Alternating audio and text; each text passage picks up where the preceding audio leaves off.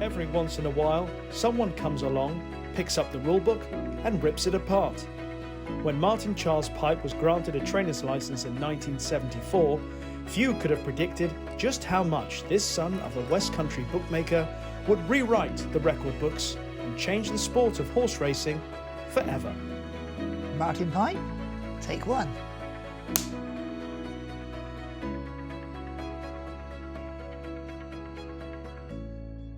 Martin, first of all, thank you so much for allowing Steve, myself and the team to come along and visit you at your home.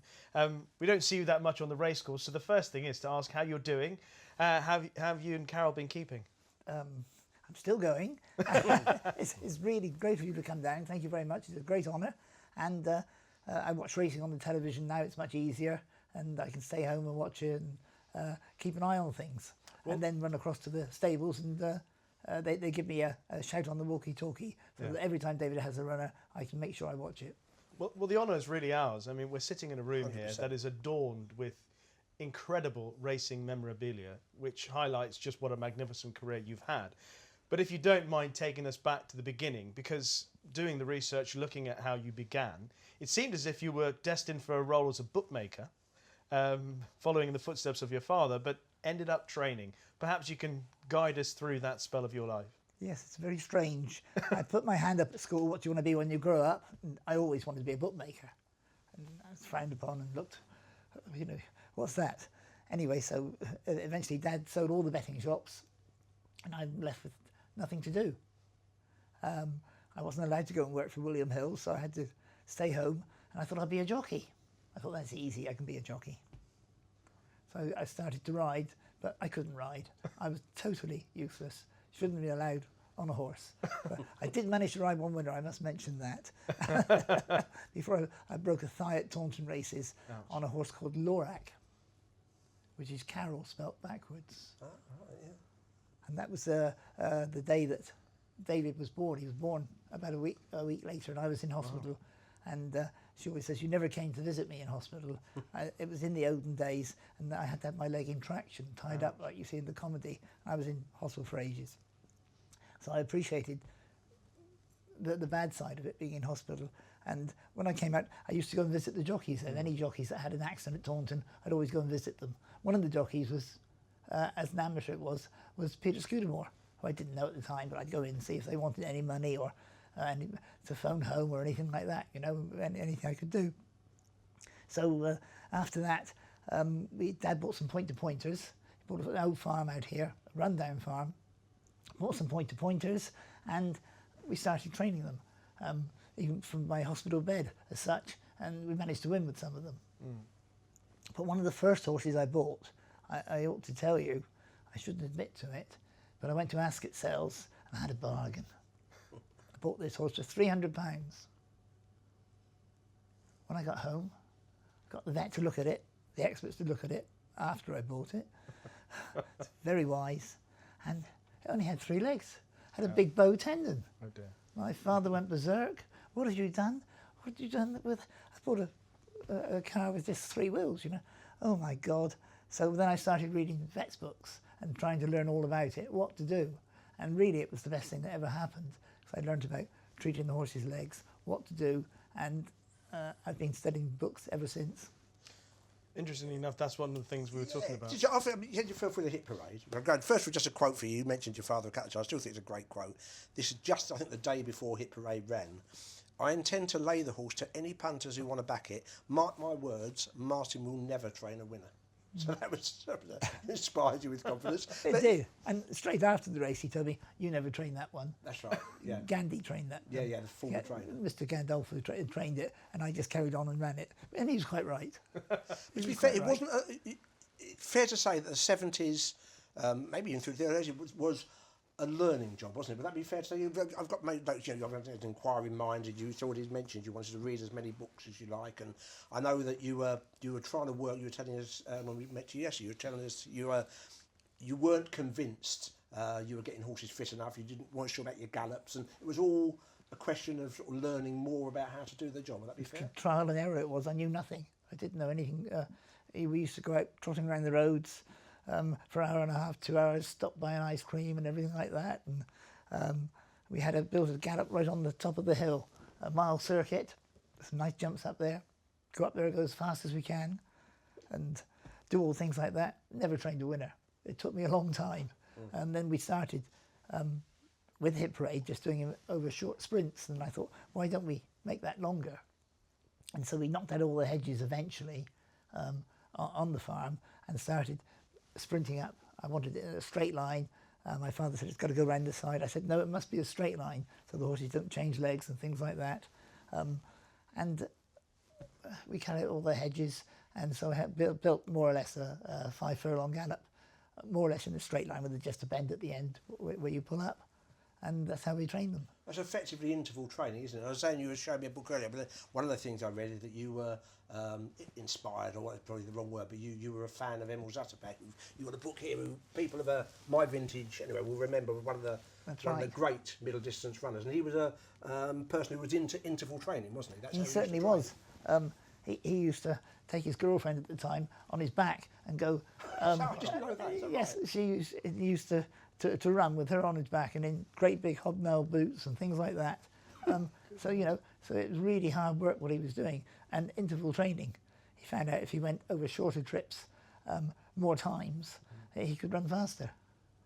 Because so interesting. Well, the approach that you came up with was data-related, science, researching the athlete deeply, whereas the traditional approach to learning, and still is to this day, or learning the trade of training, is you spend time with other trainers learning their methods. People go all over the world, but it becomes a sort of instinct, feel, tradition style, whereas yours was very much stats, data, fact-based on things you'd studied over and over and over again. Working in the betting shop, you had to record the bets, and it was pounds, shillings and pence in those days, and you didn't make a mistake because it cost money. You couldn't make mistakes. So I'd like to have records of everything, and just learning all about it. I still feel insecure because I never worked for a trainer, so I didn't know what they really did. I used to go and ride out, say, for Tim Handel, and my father had horses in training with other trainers, Eddie Reevy and people like that, and they'd have loads of excuses. The pace wasn't fast enough. He didn't eat up last night, and all these. He said, "Why didn't you tell me before the race?" They're always after the race. So he'd go and have his 500 quid or £1,000, and he said, "Yeah, I thought you'd get beat. You never had that."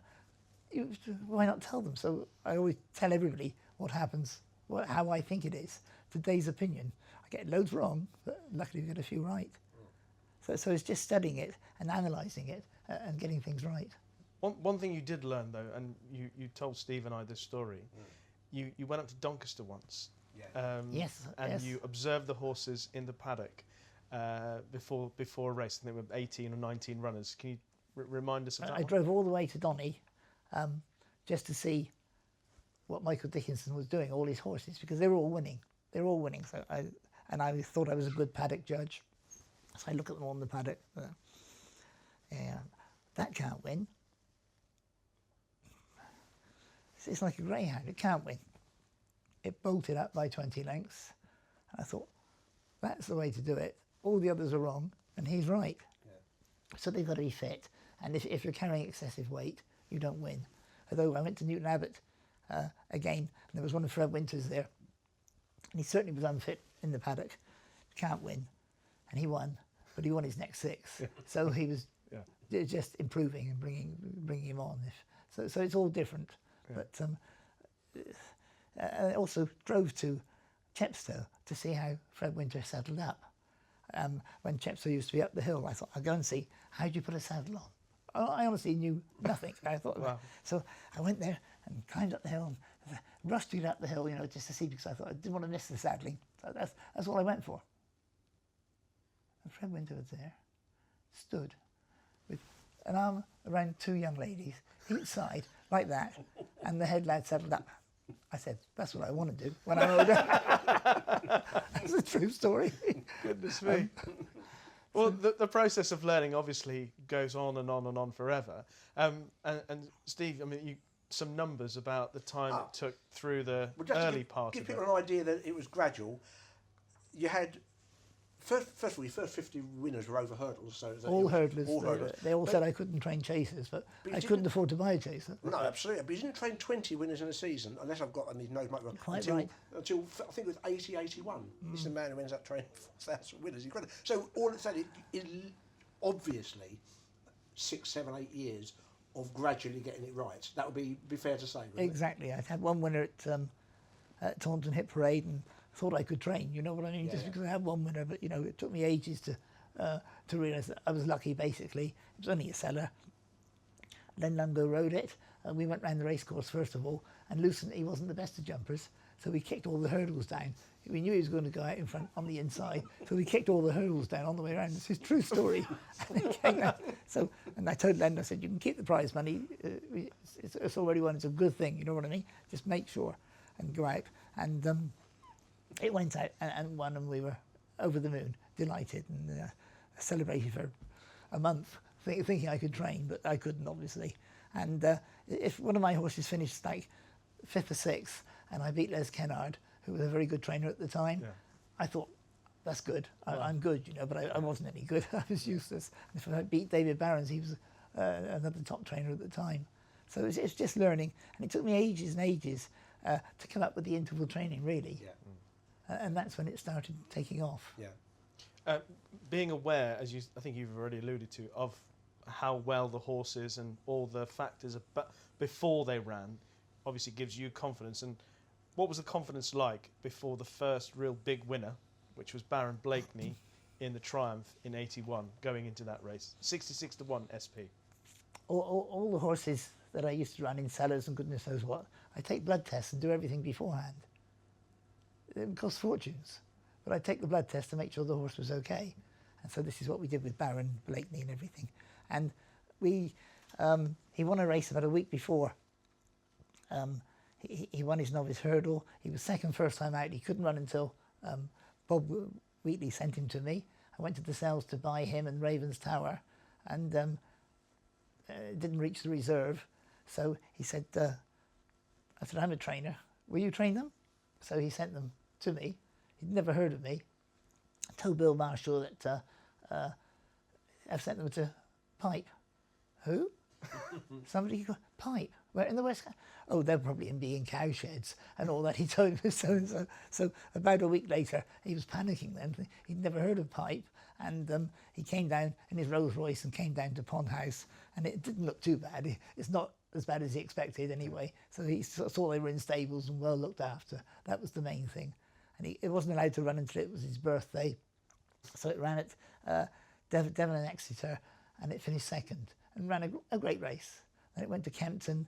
Carol went racing at Kempton, and it ran a great race, finished 5th or something. And then it went on and won a novice, and then it went and won another novice. I had to get it to win there because he said he wanted to win the Triumph Hurdle. That was the thing. And so it's now good enough to get into the Triumph Hurdle. And if you look at the Racing Post, give ratings, and we were about 8th best or something like that. So we had a chance. And I thought, you know, he's improving all the time, and he'll run well. If he'd been trained by a proper trainer, he'd have been 20-1 or something like that. Been trained by Fred Winter. I must say, he jumped well. He did jump well. The reason he jumped well is because we sent him to Charles Ratcliffe, who taught him to jump. He used to look after all the Queen Mother's horses, right, and things like that. And he's told us some great stories. We used to go and see him, and he did a loose school. And I sent him up there for a month, and all he did was jump him every day, which was marvellous. But he just put on weight. And I said, Dad, that's no good. But he taught him to jump, which is brilliant. So the credit goes to him there. And so we came back and we built our own loose school, which is marvellous, really great. But we get on to Baron Blakeney, and I told Bob he's got a good chance. So can I show you this? This is Bob Wheatley's his betting slip. Wow. So he backed him. Just to prove that someone did back it. Yes. Goodness me. 500 each way at 50-1. And in those days you have to pay the Yes, the tax. the Yes. tax. Tax Yeah, paid. 9p in the Yeah, tax, yeah. so it was £1,090. Yeah. Yeah. Oh my goodness. And you had a hot favourite to beat as well, didn't you? And we had Broadsword to beat, which was a good thing. Yeah. Couldn't get beat. Written by basically. Skew. Written by Peter Scudamore. Yeah. He'd won before. We'd won at Worcester, and then he went on to win at Cheltenham. And it's all recorded on the form card, which we do for him. And then Lester Piggott won on him on the flat previously. Yeah. So he won nicely. Beat Broadsword, who was a certainty. It was a short price favourite. Yeah. Couldn't get beat really. One of my friends backed Broadsword. He said, "You can never win, Martin. You know what I mean." That was Richard Lewis, a friend of ours. And so coming to the last, we're moving up well, going well, and then we passed Broadsword on the run in and won. And it was a close finish. I was stood at the last, and I remember saying, "Who's won? Who's won?" I didn't know who's won, and one of the lads who used to work for George Small said, "Of course, you so and so won." You know, so it was a delight. Yeah. These are fascinating. So I'm going to show the channel if the camera's got a good look. Martin was showing it beforehand. Every horse you ever trained and ever run, just to give you an idea, I don't know if I'm showing the right camera, the detail of their weights they carried, the jockeys, the weights of the horse, the jockeys, Weight of the horse. the running comment from the Sporting Life or Racing Post or whatever it was. Every single one. I mean, it's gold dust, isn't it? And that's for every horse they ever had. And even before they came to you, you made notes of where they ran beforehand. Exactly. That's the only way I could remember it. Yeah, and you write it down, and then you've got fantastic. facts. You've got facts. It's extraordinary.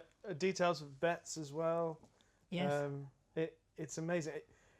You did this, I said, and Steve mentioned it. You've done this for every horse. I mean, I've always done it. Records are good, and in actual fact, Paul Kahn of Weatherby's came down and saw them, and then he went over and copied them. Oh, really? Honestly, and then they started doing it, but he still hasn't got it right yet. That came he still from hasn't got it right. your dad, Just my bookmaking, thought, stats, that sort of instinct for numbers and data. My father used to run the dog track in Taunton, Right. and around the county ground, and so we all had form cards for the dogs with the weights and everything. So it all came back from there. I'll tell you a quick story. He used to go down and water the track because he's worried about the ankles and things on the dogs. Yeah. So he'd water it. And the cricketers, when they used to run to the outfield, they'd run like hell. My father would be out all night watering it, and on the boundary, they'd slip over. And when I started, we had 100 dogs here. We started training the dogs. And was there anything from training the greyhounds that You get lots help? of ideas. Yeah. In fact, Vincent O'Brien trained greyhounds in the beginning. Did he? I didn't. I must admit, I didn't know that. No. So it's very interesting. But Very. very interesting. But you mentioned Leicester rode Baron Blakeney when he, I think, won as a 2-year-old. Leicester rode, Yeah. and he actually also won under Steve Cawthon. He won the Great Met. Steve Cawthon won the Great Met, which is over 2.25 miles around Epsom. And Steve said to me, he said, "What do I do?" I said, "Well, you're the kid with the clock. It's got to be a genuine run race. If it's a slow run race, he won't win. So it's got to be a fast run race. He stays forever." And that's what he did. Steve rode a winner for us, a seller in years ago called Scat at Windsor. And we drove to Windsor in the Range Rover and trailer. And we didn't have a jockey. Dad said, "Don't get a jockey, get the best jockey you can see when you get there." So I had wellies on, looked disgraceful basically. So he said, "Go and get Cawthon." And Cawthon's only just come across from America. And I said, "So go to the weighing room. Could I see Mr. Cawthon?" And so he came out. I said, would you ride this horse? We think it will win. It's got a very good chance." "Sure." He said, so that's it. And he came in the paddock, he looked at us, and we were like two old farmers there, and he had his arms crossed, and I'm sure he thought in his mind, "What am I riding for you for?" You know what I mean? Honestly. And anyway, I said, "I suggest that you take this horse, and she's a bit of a monkey, but I suggest if you bring her on the outside, put her in front, she should win. I really fancy Scat." "Sure." And he did exactly that. He came out beaming all over his face, and he won. And I saw him afterwards, and he said, "Martin, whatever you do, keep your horses in the worst company and yourself in the best." Wow. And we had a good relationship with Steve. Yeah. He won loads of races for us, Yeah. including the Royal Ascot. We're gonna. These are all Go on, fantastic. sorry. Right? No, Well, no, not but at all. we've got so many horses that we're talking about. Obviously, after Baron Blakeney, I think one of the next really top class horses you had, Bow Ranger. Yeah. Who he won the Mackerson for you. He won the Edmund Handman. I think he won it 3 times in total, but twice under your guidance. Extraordinary as well. 3rd in the Gold Cup. Yeah. And then the next year... 3rd in the Champion Chase. I mean, he's such a versatile horse, wasn't he? I mean, Perhaps the trainer didn't know what he was doing. well, possibly. But He was sent to us by Mr. Arthur White. right, okay. And this is a picture of him with the cup. It was fantastic. But in those days, it was much harder in those days, you know. But there was not so many choices at Cheltenham. So you could either go for the 2 mile or the 3 1/4. Yeah. So there was no choice. Yeah. There was never any 2.5, which is what he wanted. But so we ran him in those races. And I was trying to get Skew to ride him in the Mackerson, but he couldn't ride him. He had to ride one for Fred Winter. And so we got Mark Perrott. Mark Perrott rode a great race on him and won nicely. And it was a great thrill for all of us. Next sort of star horse, or horse I was really interested in, a few years later, but Bonanza Boy. I mean, just a quick outline series, 2 Welsh Nationals, a Racing Post Trophy, 4th in a Desi's Gold Cup. The 2 Welsh Nationals in particular, to start with, I mean, won by a long way. You got him from Philip Hobbs, hadn't you? I'm pretty sure. Yes. And I think he won 2nd time out for you in the National, and he absolutely bolted up. I was very lucky to be sent him. Steve Dunster sent him to me, and I said they wanted to send him. I said, give Philip a chance, give Mr. Hobbs a chance, and wait till the end of the season and see how he gets on. But anyway, luckily for me, he came, and they used to come up and watch him gallop every Sunday. And honestly, you can ask them. I told him he was a certainty. He was well handicapped. He only had 10 stone 1, I think it was, the first time. And I said, he'll win. He'll win. And every Sunday they come up, see him gallop, go home, have more money on. Every Sunday. And they cleaned some bookmakers out and everything. We had a great time, great winners at that meeting at Chepstow. We really fancied him. He was going well. We gave him loads of schooling. He wasn't the best jumpers. He was only small, but real lovely, genuine horse. And then the following season, he won with almost top weight, 11 stone 10, was it? Yeah. And I told him he was a certainty then. He must have been a certainty the first time, wasn't he? Honestly. He beat a future Gold Cup winner in the second round, Cool Ground. Gave him 15 lengths and gave him weight. So That's right. In between, just self-indulgent, I know, but you know, he rode he won the Racing Post Trophy 2 months after his first Welsh National. He was a good thing in that. Well, I always thought that was the best ride I saw Peter Scudamore give one of your horses. I thought it was a fantastic ride. And you're right. It wasn't going a yard early on, was it? You're right. I was still with Steve Dunster on the bend, and we were watching him going, and he tailed off. What? And I said, the blood's right, his weight's right, everything's right, there's nothing wrong with him, he's perfect. And I'm crying as I see him go by. I thought, pull him up, pull him up. I said, there's nothing wrong with him. What's going on? And anyway, Skew gave him a great, brilliant ride and kept at him. Kempton was a very fast track and too fast for him, basically. But he kept going and turning in the straight. He kept pushing and kicking, and he got up on the line to win. It was a brilliant ride, and a never say die ride. Peter Scudamore was a great jockey. Yeah, you saying he never left the... Never left the inside. Never left the inside. Just to remind us, I was there that day, so I thought I might be misremembering. But he never left the inside. He didn't hit the front until about 60 yards from the line. So it wasn't one of your instructions, don't hit the front too soon, was it? No, it wasn't one of those. It wasn't one of those. No, it was marvellous. It was all down to Skew, a great, brilliant ride. A game ride. horse as well, a game horse, very game. And the horse gave him everything. I mean, he not only did he win the Welsh National a couple of times, he was also 4th behind Carvills Hill, who obviously we'll talk about later on. 4th behind Run for Free as well. Yeah. And probably more importantly, he also gave David a winner. David rode him... David Pipe rode him around Ludlow. George and Angie very kindly let David ride him in the Ladbroke Gold Cup or something. It was in the Ludlow Gold Cup, it was called. And I can remember him telling me he was going down the back straight and he's pushing and shoving, and the horse was responding, and he kept going and going. You know why he won round there, don't you? Because he had 6 legs, because David's feet touched the ground. So it was a great race. I was watching the race in the betting shop in Taunton. Taunton races the same day with Oliver Sherwood, and he had one that's already fallen in the race, and we were both cheering on David, so it was a fantastic time. He was a superb horse, and I know, Steve, you loved him, but one of my favourites, just for indulging, is Sabin de Loire, who absolutely tremendous horse over a prolonged period of time. It was obviously with Michael Dickinson, Murray Smith, then came to you. But he had the most incredible record. He had a particularly good record against Desert Orchid. He did. He was a lovely horse. Michael Dickinson did well with him. He won at Cheltenham, won at the festival. Fantastic. And then he had about 3 years off before he came to me. And he won some races, brilliant races, really good. He kept coming up against Desi and probably beating him most times, I think. Yeah. I mean, he even beat him in the race, I think it was still early on, when they named the race at Wincanton, the Desert Orchid Chase. He beat Desert Orchid in that as well, his own race. Yes. I mean, were there any particularly favourable memories for you during Sabin de Loire's career?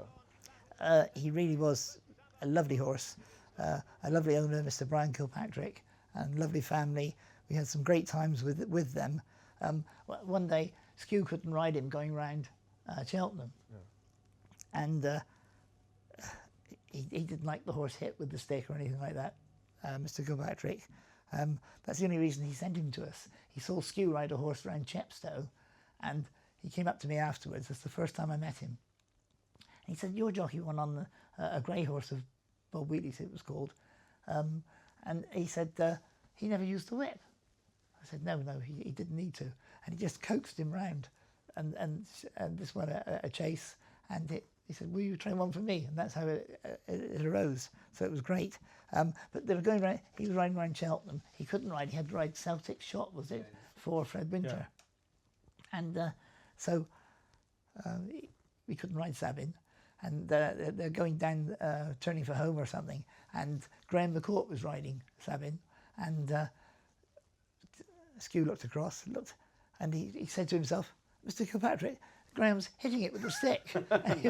And luckily, Sabin won, so Skew wasn't very happy about that. But he loved Sabin, and he won loads of races. He won the Holden Go Cup. And on Desert Island Disc, he chose it as his luxury item, was Sabin de Loire, which is amazing. It was a really nice thing. I didn't realise he didn't actually begin chasing, I know because of the injuries you've already mentioned. He was 10 years old when he started chasing, and he won 2 Holden Gold Cups, the Peterborough Chase. I mean, at a ripe old age. I wasn't allowed to put him over a fence. Right? Mr. Kilpatrick said, you must. I said, he ought to go chasing. No, he doesn't go chasing. I'll come down and watch him first before. And he came down, saw him school, and then he said we could put him chasing. And he won his last race at Wincanton at the ripe old age of 14. That was, and he had a year off before that run as well. I mean, that was extraordinary. A lovely, brilliant horse, full of courage. And Peter had him in his yard, didn't he? Took him home, didn't he? He retired at Skew's. Fantastic. And he looked after him. Yeah. Let's move on and talk about another very good horse that you ended up winning the Grand National with, and that's Mini Homer, who I think sometimes when horses win a national, people forget just how good they were over her. I mean, he was a very good hurdler. He was a very good young chaser as well. He won the Sun Alliance, and just looking back some of the horses he beat in that Sun Alliance, he beat Bradbury Star, Run for Free, Rough Quest, Captain Dibble. I mean, they were good horses. I mean, that's right. Just ignoring the national for a second, how good a chaser was Mini Homer in your opinion? He was very good, wasn't he? He won at Cheltenham, and he always was a lovely horse, a strange horse, but he was good at fencing. What was strange about it? The owner. No, it's owned by Freddie Starr. No. And when he phoned me up and said, will you take Mini Homer? Yes, thank you very much. I want to win the Grand National. I said, hang on, Freddie, he hasn't jumped yet. Hadn't jumped a hurdle, it's a true story. And I said, okay, I'm delighted. So luckily we had him, and he went on to turn out very good. But every year we couldn't ride him. We had loads of horses from Ireland one day, and I said, come on, they all go in a sand ring, in an enclosed lunging ring, for safety, because if a horse is going to throw you off, they're going to do it the first time, basically, and they get loose, and you don't want that. So we did. And he was the last one there. He was probably the smallest of them. I thought, I'll do that. I nearly jumped on him myself, honestly, but he was the last one. I said, come on, we've got to get it finished by lunchtime. We've got to get all these finished by lunchtime. Hurry up, hurry up. Anyway, he was there. jumped on him, off. He put us on the floor all the time, and they're good riders, good stuff. He just bucked and bucked, just playful, and twist and turn, and he really was. We found out afterwards that they couldn't break him in Ireland; they broke him in the sea. Oh wow! Oh, right. That's how we found out. But he was just playful, and every day we had to go up there for 10 minutes beforehand just to sit on him, because he put you on the floor, and it happened every season. Unbelievable, for about 2 weeks. So sorry, just for my own stupidity, they broke him in the sea because it was harder for them to get bucked off. That's right, because it's harder to kick buck. out. Yeah, right, okay. One day he got loose on the gallops, and Mary Horsewell was riding him, got loose, and I always used to catch him at the top, because some horses do get loose, unfortunately. I'd catch him at the top, and in those days I jumped on him, no hat, no nothing, and used to ride them back down to the staff down the bottom. Yeah. And one day it was Minnie Homer, and I rode that, and Mary said, Mr. Pipe, what are you doing? You're not allowed to ride that one. What are you doing on the back? And I said, Mary, you still love me then. And it was true, but that's the only time I ever sat on him, and I was frightened to death then. What was the national memory like for you, the whole build up to the race, winning the big race itself? It was very exciting to go in the Martel Grand National. It really was a great thrill. We fancied him, we really did. I remember Chester tipped him on the pipeline, about 14 to 1 or something he was. And he was going well, and he was jumping well and going well, and then it was frightening turning for home, because he was going so well. Richard Dunwoody gave him a brilliant ride and took a pull. I thought, my word. And then you panic until they jumped the last, and then he stayed going. There's just a moment when Just So looked like he might make a race of it. That's right. Just So came up to him and probably helped us, basically. Yeah. But we managed to finish in front, beat a local horse, Just So. Yeah. But it was very thrilling, very exciting, and I had a big celebration. Like so many horses that you had, he also was placed in a Gold Cup. Yes. The following. Again, a good horse. A good Gold Cup as well. There's a picture, I don't know if you want to see it, of Minnie Homer. Oh. That's Minnie Homer. Yeah. And Comply or Die. Comply or Die, 2 Grand National horses. Okay. So it was great, and we led them through the village, and it was everybody was so pleased. In fact, the next day I went to London. I had to go to London for something, to see somebody, and walking through the street, and there's a man's road sweeper there, and I stepped over his brush, and I thought, he went like that. I thought, oh my God, I've been rude. I shouldn't have done that. What is it? You know, I said, I'm sorry. He said, you're Mr. Pipe. Congratulations on winning the race and everything like that. It was fantastic. Yeah. But everybody knew you, and it was a great thrill. You live on it forever, basically, to win the race. Yeah. Yeah, it's one of those. It's one of the events in racing that people say changes things quite a bit. I guess the story you tell about being in London, that happening, is. And nobody would have known me, and you know, the whole world know you then because you've won the Grand National. Yeah. Such a thrilling race, and it's a great race. A competitive handicap has been turned into a procession by Unsinkable Boxer. 3 out of 3, 4 out of 4 if he jumps the last. Staying on in blue and white, Metastasio. Behind that, Bernard Roden, that's the last. He left it like a villain. And as they race with 150 yards to go in the Unicoin Homes Gold Card Handicap Hurdle, it's Unsinkable Boxer who's clear by a mile. Staying on into second place is Tom Pitou, who's with a runner, but up towards the line. This goes to Unsinkable Boxer, and Tony McCoy has never been more confident. Tom Pitou is second, splendid. And it's Make a Stand on it. Tony McCoy is cleared by 4 lengths down, but the pack aren't closing. They're headed by Space Stalker. Make a Stand. What a bold bit of front running to Space Stalker in second, I'm supposing. It's gearing up the hill also with a run. It's Theatre World, it's Make a Stand. And will he last home? He's got about 150 yards to go. He will. It's Make a Stand. He's making his mark on this Smurfit Champion hurdle. It's Make a Stand who wins it. Theatre World is second, Space Stalker third.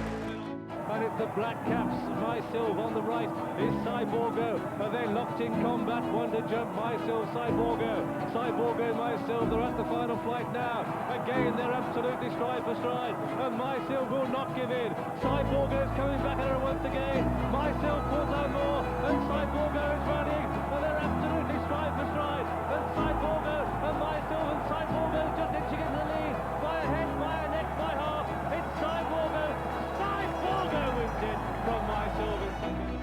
It's Granville Granville Again, who struck the front in the champion hurdle. Granville Again at the final flight from Royal Derby over second. It's Granville Again, unlucky last year when he fell at the second last. He's ahead of Royal Derby. Halco Boos over on the far side, but racing up towards the line. Granville Again is being challenged by Royal Derby. Royal Derby finishing the better, but Granville Again's going to hold on.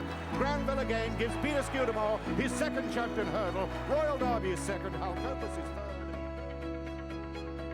Cheltenham Festival winners, I mean, you've obviously had a great success over them, but one of the first big ones for yourself and Skew together was Granville Again. You very kindly told Steve and I a story which I'd love you to tell again about Michael Dickinson's role in Granville Again's champion hurdle. Granville Again, I sent Skew to buy him, and he wouldn't buy him at the sales. He didn't like him. He had a big ewe neck and something, didn't like that. So, but eventually we managed to buy him, and he won several races for us. But the champion hurdle is all down to Michael. Michael came across, and he was here, and I said he's having problems. He's not going very well, Granville, and he was there. The vet was there. He said, "Scope him." So we scoped him. He said, "No blood." So we walked around the yard and half an hour, and Michael's very methodical, brilliant. He said, "Scope him again." I said, "We've already scoped him." He said, "Do it again." So of course, naturally, I do it again. There's blood there. And he'd been bleeding, unbeknown to us and the vets, who all said that he was perfect. So Michael told me what to do, how to treat him, what to do. He said, "If you do this, he'll win." I said, "I will do exactly what you say, because I always do what the vets say, or what anybody says, I do it exactly. And if it's wrong, then it's their fault, the way I look at it, or I'm carrying out my orders." So I always did what they said. And there's a little slip. Yeah, this is great. A little slip from Michael Dickinson. Can I read it out? Yes, do read it out. Okay, so this is from Michael Dickinson. "Dear Martin, I enclose a cheque for £100 to go on Granville Again at 6-1 for the 1993 champion hurdle. We all know this is the best horse in the race. Therefore, if it gets beaten, it can only be the trainer's fault." Isn't that wonderful? I didn't know I was to blame, but it's great. Brilliant. That's fantastic. It's fantastic. So it was all down to Michael. Honestly, he's a lovely man, and very helpful. He was a superb horse anyway. I mean, you said he won lots of races. Yes. He finished second in the Supreme in 1991, and he fell in the champion in 92. Previous, yes.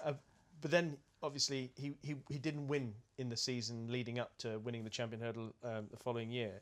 So that was just down to the bleeding, but which no one could He had a few detect. problems that we didn't know about, basically. Weren't diagnosed. We had two champion hurdle winners at similar times. Make a Stand was your other one, and they were contrastingly ridden horses, weren't they? I mean, Granville Again was a creep, get there and use a turn of foot to win races late on, whereas Make a Stand was an absolute trailblazer. Make a Stand was a brilliant horse. We claimed him from Leicester, where he won. He won a mile and a half around Leicester, and we claimed him for 10,000 pounds. 8,000 pounds it was, wasn't it? Claimed him for $8,000. Brought him back. I was delighted. The next day, Mr. Deal phoned me, Peter Deal, who I didn't know from Adam. "You claimed my horse." I said, "I'm sorry, but it's in the rule." I said, "You can have him back if you want to, as long as I can train him." He said, "Okay, I'll do that." I said, "I'll check with the partners." And he came back a few days later. He only wanted half of him. So my wife went mad. I said, "You can run in your colours, that's okay." So my wife went mad. "You'll never sell a half." I sent a letter out to all my 8 owners or something, whatever it was. Half share for sale, $4,000. Nobody wanted him. Couldn't give him away. So I had the other half, which was very lucky. Very lucky indeed. Except for me, because my wife spent the following year, I think it was about 250,000. My wife spent the lot. The following year you talked about, I mean, again, I don't know, you must have a reason for it. The improvement was staggering. I've got just reading, I know, but the one handicaps of 117, 127, the Lanzarote of 136, Tote Gold Trophy, one of the easiest winners you'll ever see, of 140. And by the end of the year, I think he'd be the best part of £50. But now, what was that down to? But can I just preface all of that after you claimed him, his first run over hurdles, he got beaten 69 lengths. Yeah. then he had that break. Obviously, he had the runs in the summers and then a break. So I probably didn't know what I was doing. There must have been a way that something that caused that. He just, it wasn't right. As simple as that. So he got well beat the first time. Yeah. When we really fancied him at Exeter. But then he went on and won 3 and improved and improved. And after that he went on and he won the Queen Mother's Cup at York on the flat. Yeah, on the flat, yeah. Ridden by Lydia Pearce. That was a great run. Yeah. Although he did get beat at Newmarket when Emma Ramsden rode him. He got beat the time before. I have to remind her about that. Oh dear, oh dear. But I probably never had him right for that time. I don't know. He's a really bold attacking But horse, he was a brilliant jumper. And why did he improve? I don't know. He just managed to get in, I suppose, and really improve and improve. But he was such a fast jumper. Yeah. Very quick. Yeah. And we did loads of schooling with him. And he'd attack the hurdles, jump for fun, and run away from the hurdles as well. It was so quick into the hurdle and away from the hurdle. And you need a jockey with confidence to make the pace and let him do it. Let him bowl along and do it. And I remember he won it when he won at Newbury. They tried to lay up and they just couldn't lay up. Yeah. And the other jockey said, why didn't you chase him? They just couldn't go with him. Yeah. It was extraordinary because in the champion hurdle, the horse that chased him in the early part, Mistingat, she was an out and out front runner, and she couldn't lay up with him. That's right. She had 5 lengths back on the field early part of the race, and then suddenly about halfway she cracks and they'll get to her, and it looks as if they're coming to him. But I think AP must have had about 3 or 4 looks coming down the hill, up the straight, wondering, I guess, what's going on. It's all to do with pace, and they had to be a good judge of pace, and the horse is going to be fit, obviously, and it's what Peter Scudamore had and AP. But I must admit, watching the champion at the time, I thought, has he gone too quick? Has he gone too quick? Is it okay? Will he stay on? And it wasn't until he quickened up, jumping the last and everything, that you knew it was all over. But you know, I was a little bit apprehensive. But he was brilliant. A lovely horse, Stanley, make a stand. He never missed a beat though with the jumping in the champion hurdle. Every jump he almost met perfectly. As you say, he was always quick away from the hurdle as well. That's the important part. He just reached for them and loved them. He loved his jumping, and he lived to a ripe old age and retired. I went back to Mr. Deal's, and he was a super horse. One horse that I think a lot of people in racing talk about, the Cheltenham Festival, and they talk about horses winning after long layoffs and after a break. That will be part of folklore, would be Cyborgo, who, again, a very smart horse. He was second to Doran's Pride in the 95 Stayers hurdle, but then he didn't run again to the following year's Stayers hurdle. So a year off, and then he goes on to win that year in 96, beating My Sil. What had happened to him after the 95 Stayers, and what was the preparation and the challenge of getting him right for the festival like? He had problems, and we just couldn't get him right. He wasn't right, and always the Stayers was the target. So we just had to wait until he came right, and we had to get him fit. And I remember we did in those days. In fact, the only time we weren't allowed to, but in those days, we did take him to Warwick and give him a racecourse gallop. Right. Because one of the girls told me the other day that I was leading him round in the paddock.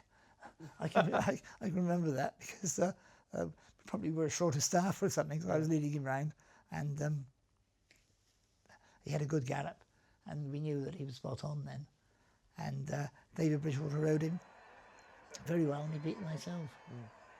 A great staying Very good. performance. You were saying earlier when we were talking about, you like to know, we tested them beforehand, blood tested them beforehand to know horses were fit before they ran, so you wouldn't have any excuse. Going into Cheltenham, were you pretty confident then that the horse was spot on? We knew his racing weight. Yeah. We knew everything about him, and it was all spot on. Yeah. We always take horses' temperatures twice a day, and David does the same, morning and night, and blood tests regularly. So important. What happens if you go to the doctor? Yeah. They take your temperature and take your blood, and they can tell you so much. Yeah. And this tells you when they're wrong. Yeah. And if they're wrong, you can't run them. I mean, just on that, Martin. I mean, I know obviously we're talking about all the horses, but your thoughts on, because you've, with the bookmaking, punting brain part of your brain, do you think that there's more data that we racing fans, racing punters should get in order to make an informed decision for betting purposes than what we have available to us? It's hard to understand it, and you get too much data. And how do you understand it? It's interpretation. Yeah. So it's very difficult. They get plenty of information, I think, now, and we don't know all the excuses. Unfortunately, they get slow away, and goodness knows what. There's so much that goes on. Perhaps the weights would be good, but how can we weigh them in England? It's difficult. In Hong Kong and places like that, it's all on the racecourse, so you can weigh them there and then, and people can see it. Only on the day of the race, a couple of hours before or whatever. Yeah. But I think it's impossible in England. Right. Travelling all over England, all over the country. I'd like to. I mean, the next horse we're going to talk about is perhaps one horse who transcends, any other, more than any other that you've trained, and that is Carvills Hill, who came to you for what turned out to be just 4 starts. I'd love to know, first of all, how that all came about, and then what was your first impression of him? Because throughout his whole career, before coming to you, he was hailed as the next great horse coming from Ireland. I was delighted. Paul rang me up and asked me if we'd take Carvills Hill. Paul Green. Paul Green, yeah. That is Paul Green, I beg your pardon. And it really was fantastic. Carvills Hill coming, so we come in, send him to the vet, send him to Langford to check him all over, get the report back. Not trainable, can't race. And I can remember getting the report and reading it and crying, why do I get a champion and we can't race it? Why? And showed this report to Mary Bromley. She said, don't worry, Martin, we'll rebuild it. I thought, don't be silly, Anyway, that's exactly what happened.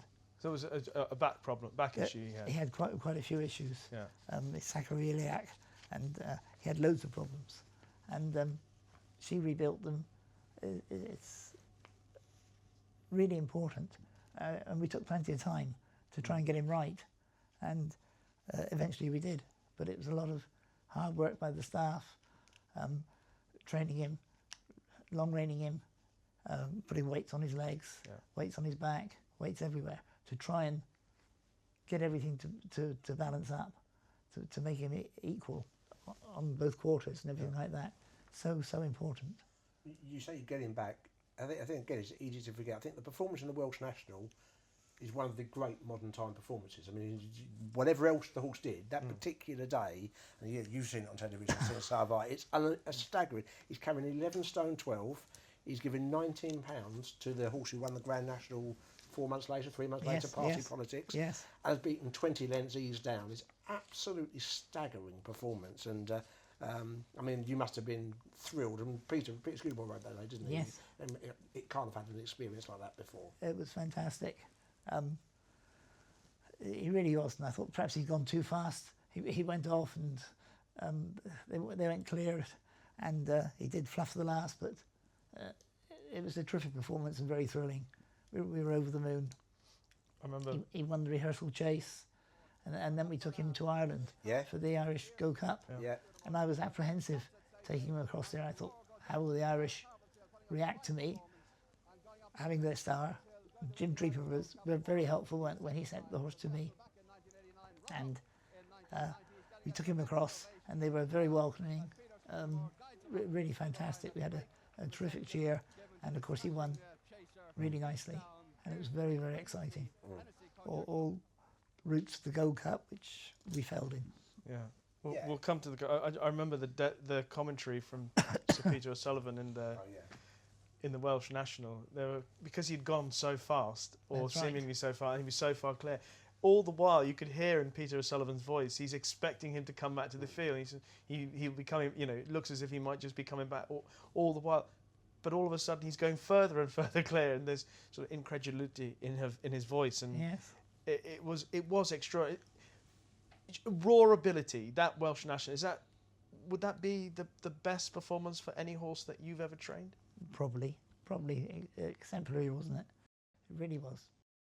Terrific judge of pace, terrific weight carrying performance, and he did it so easy against really good horses. Really good horses. That's the Really point. good horses. Yeah. That's the point. Yeah. And then you mentioned he went to Ireland, wins that. So on those performances that he'd put up, those 3 runs in the rehearsal, the Welsh National, and the Gold Cup in Ireland, We had the Gold Cup itself at Cheltenham is there for the taking. we had high expectations, but it didn't come off. Just didn't jump as well then, did he? No, we made a blunder at the first, and that was Yeah. it basically. Yeah. Brilliant. There's obviously the history of the fact that Golden Freeze was part of the early part of the race there as a spoiler, the discussion. There was even an inquiry, I believe, at the Jockey Club afterwards, Yes. which cleared anybody of any wrongdoing. What was your take on the whole Gold Cup experience for Carvills Hill? It was very disappointing, very unsettling. The horse was unsettled, and it didn't suit us. You actually took it pretty well, certainly in public. I remember you sort of effectively saying that's racing. That was Kind of. It was very unsettling. Yeah, of very, course. very disappointing. But yeah. There you go, history. And the horse never ran again. Was he No. injured in the race or after? yes, in the race. Was he? Yes. Was he? Did you Right. try? Did he? He We tried to get him back, and he couldn't come back. It was a shame for Carvills. Yeah, it's a great shame. He was It's- a modern and all the great. punters. Yeah, he's even money Yeah. favourite on the day. I think they still, even though he'd had a rough part of the early part of the race, there was a point where it looked as if he might still be, Yeah. and the crowd was still. It was the courage of Carvills Yeah. that kept him going, basically. It was, Just going back to when you got him before he first ran for you at Chelsea, so important the data that he was giving you on the gallops or the data that you were using. I mean, were you convinced that this might be something out of the ordinary because of what he was doing and before he even ran for you? not really, but he was just doing everything so easily. Right. And we didn't know he was that good. We knew he was obviously very, very good. But he just worked so well. Terrific long stride he had on him. And it was effortless for him. He just did it. And he was a machine, a real machine. Yeah. It remains, I'm sure I'm not the only person that says this in racing, but it remains one of the great, it's unsatisfactory that he never fulfilled entirely, you know, what And we it felt. couldn't get him back, so it was Yeah. disappointing. Unfulfilled is A probably real yeah. champion. I think the next horse, I think, Steve. Yeah, personal favourite of mine yeah. again, and for various reasons, but aside from Walter, we've talked about this when we spoke on the phone. Horse, first time to my attention, obviously you knew much more about him, when he ran the Scilly Isles Chase, the Grade 1 at Novice Chase at Sandown, and I'm pretty sure he would have won, but for jumping to his left, particularly down the far side. He jumped markedly left and wanted to go left all the way. And it's interesting, all 6 subsequent wins were left-hand. You never ran the horse right-handed again, so you clearly felt that was important. And he was a staggeringly good jumper. I mean, when he won the Topham, he was a 5-year-old, wasn't he? That's right. You don't see many horses jump Aintree So like he well. jumped there so well. Of course, he won the Cathcart. Yeah, Yeah. Cathcart. But he won the Cathcart. Cheltenham came down to see us. Edward Gillespie and all of them came down to discuss how the meeting had gone previously. And it's all down to David. David, my son, was the brains. And he said to them, the Cathcart was only open to 6-year-olds plus. Yeah. Why don't you make it into 5-year-olds and make it a more competitive race? Reduce it. Oh, that's a good idea. Of course, we had the 5-year-old called Cypher Malta at the time, and after they went, and we rejoiced and had a big hug with David. You know what I mean? Yeah. That's good. And when we were going into the winners' enclosure, one of them that was there said, "I knew you'd win this race." The first 5-year-old, so it was great. And he went on to win the John Hughes. Fantastic. And he won a Thomas Pink. He won a what's now a Mackerson, or used to be a Mackerson, yes. And a Pillar. So 3 times he won at Cheltenham. Yeah. I was interested. The other thing, he was one of the first big success stories you had from horses you bought from France. Just a few. These aren't all of them, but Banjo, Challenger de Luc, Champlain, Cypher Malta, Gloria Victis, Valeria Mix, Lazy Cricket, Il Narab, Bounce Back, Marcel, all came from France. And you were, again, telling me, and I've read in the paper, you gave to Michael Dickinson some credit for that, because he had Sabin Droit from France, didn't he? Yes, he had Sabin Droit. I bought some from France before those. Yeah. Rouge de Farge came from France, and Rolling Ball, who won at the festival. Yeah. He came from France.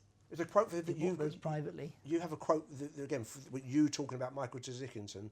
He told me French horses were tough, acted on soft ground, and there was practically no second-hand value for horses that had won decent flat races at the time, they could be bought reasonably. That's right, and it was a good market, and so we bought loads of French horses, all down to him. But didn't you have your television? You had a television showing French racing?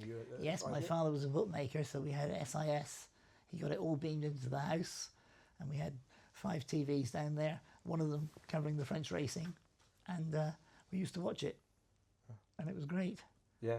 So we used to watch it all. They're a bit more expensive coming from France now, aren't they? They certainly are now. I don't want to tell you about one.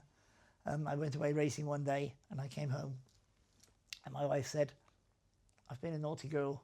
There was no phones then. I bought a horse in France. I said, "What? What do you know about it? You don't know anything. What do you know?" And she said, "I saw it win. It's a nice horse, a nice grey horse. I don't want to tell you the name really. It's called Champlev, and it won at the festival." So it's all down to Carol. Brilliant, absolutely brilliant. She's learning off very good people. And as I told you, you know what CBE stands for. I was lucky to get the CBE in 2000. And that stands for Carol's behind everything. Well, absolutely. Sounds spot on, I think.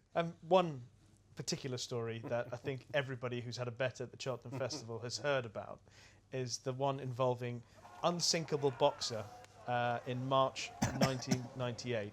24 runners heading to post for the gold card final. And Steve, you've got the quote. This is a great quote. Of all the quotes I'm giving you, this is my favourite quote. This is Tony McCoy. Is saying when you're in the paddock, he said, he looked at me, I'll never forget it, he looked me straight in the eye without breaking stride, and he lowered his voice, said, "This horse is the biggest certainty in racing." That's a thing to say before what's now the Patemps final. So tell us the background to that. Why were you so sure? He won loads of races along the way, and he was off a sensible weight, and we thought he was a good thing. We thought he was a certainty. I remember being on the phone to Paul Green. He didn't want to run him actually, and talking to him the night before, or a couple of days before, and I said, "We've got to go for the Patemps. We've got to go there. That's the race for him."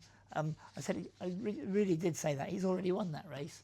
I think he wanted to go for the Stayers. I said, "Why run him a race he can't win when he's already won the other race?" That was a true. I told him, and luckily he relented and let me run him in the Patemps, and we countered in, so it was delightful. When you say when Martin Pipe says words, "This is the biggest certainty ever," I mean that. Obviously, you didn't tell everyone. You just told the jockey, which was most important when We going did tell everybody there, basically. Yeah, but I mean that carries a lot of weight. What was it about the horse? He was working well. Everything was going well. A handicap mark. And the handicap mark, he had a good handicap mark, and we'd saved him for that race. Yeah. He's of 136, and you won a Grade 1 by 10 lengths next time out. So I think he was well weighted. I think probably he might have won the Stayers that year, mightn't he? Yeah, then he went to Aintree and won. Yeah, 10 lengths. Beat a horse rated 139 at the time. So yeah, you were 150 odd horse masquerading at 136. All the punters should have had more on. But it was a great day. Yeah. It was a great day, and everybody backed him, and there was a terrific Cheltenham roar. Yeah. And as he was travelling round, but apparently AP was at the back of the field with Graham Bradley, and I think he told them at the start that I'm on the certainty, so keep out of my way. And so he's there, and Brad's talking to him coming down the hill. He said, "I thought you were on a certainty. Isn't it about time you moved?" Oh yes, as the story goes. And so he just pulled him to the outside and cruised up and came to the bend, and he's got a big smile on his face. He's already won, turning for home, and it's lovely to see the expression on his face. And of course he bolted up. He did. He very much did. Well, that was a great story from the Cheltenham Festival. There are a couple of others that, sadly, rather more difficult Yes. to talk about. One of those is Gloria Victis, who, in a very brief spell as a novice chaser, looked absolutely world class. I mean, he won the Feltham.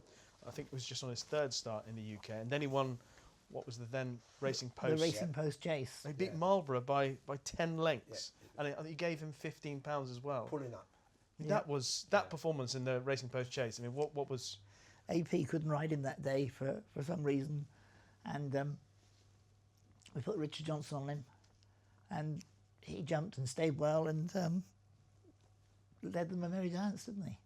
It was just a fantastic feeling to see him do it. And then we had really high expectations, didn't know where to go, and made the wrong choice and went for the Gold Cup. And sadly, that was he died there. Is that the wrong choice or just the wrong choice for the right reasons? I mean, he on that Racing Post trophy, he was fully entitled to go for the Gold Cup You're in always terms of ability. wise. You're always of course wise you are. after the event, and you know it's very upsetting for us trainers. I always think it's my fault. I can remember years ago, I lost a couple of horses, very moderate horses, and I was walking up the racecourse at Chepstow one day, and I think it was two in 2 days or something, and going to the course, and I know he's dead. I know the horse is dead. I don't like this. I'm crying. I don't like this, and it's very sad. And I always think, if I hadn't run him, he wouldn't have died. So I always blame myself for everything. Basically, you claim the glory when they win, so it's your fault they ran. So it's very disappointing, very frustrating, and we do worry about it because the health and the horse is so important to all of us, to the staff, to everybody, and we kept his stable empty for some time afterwards in respect, but it's very, very sad. There was a lot of chat, obviously, about the fact that he was a novice going for the Gold Cup, but I look back through some of the horses that you trained, and running novices in a Gold Cup was not an unusual thing for you. We talked about Unsinkable Boxer. He ran in the Gold Cup as a novice. That's right. Cyborgo ran in the Gold Cup as a novice. So that particular modus operandi was not something that Martin Pike just did. I mean, it was something that you'd done previously. You had history of doing it. Yes. Well, novices have won a Gold Cup. Yeah.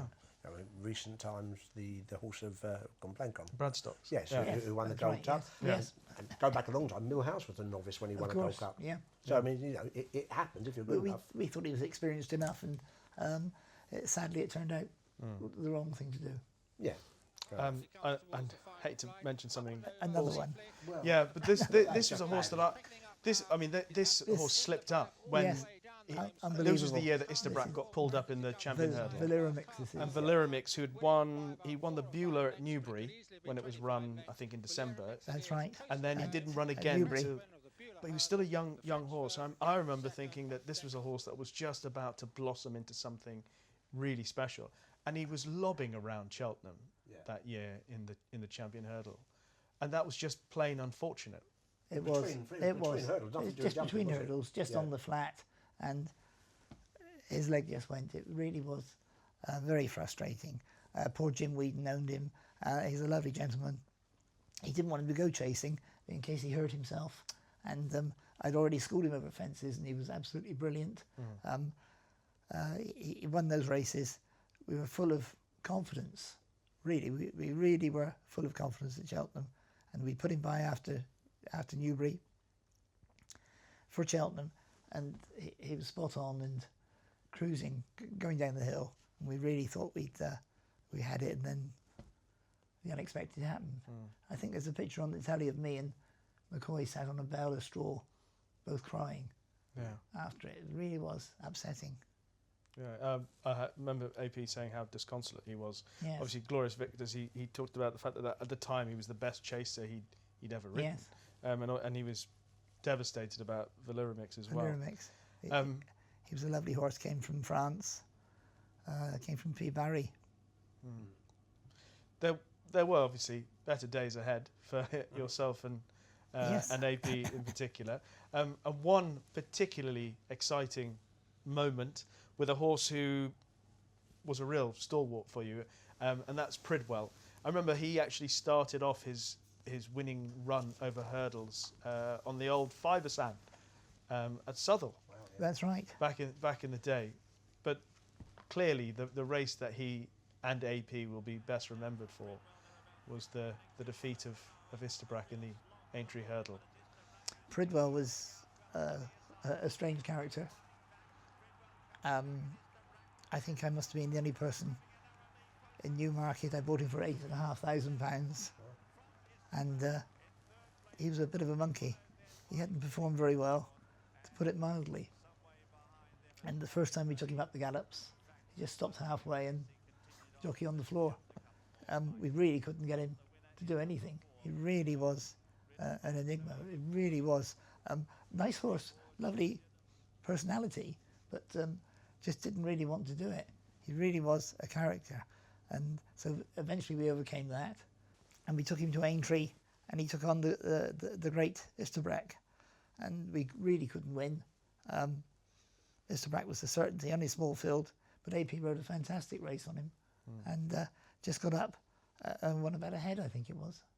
Yeah, we talked about Peter Scudamore on Balance as well. What a great ride! That was one of the great rides for AP. Yeah, obviously many, but that was a fantastic ride. Yes, wasn't it? he was many fantastic rides by AP, and he gave him a great ride to win there.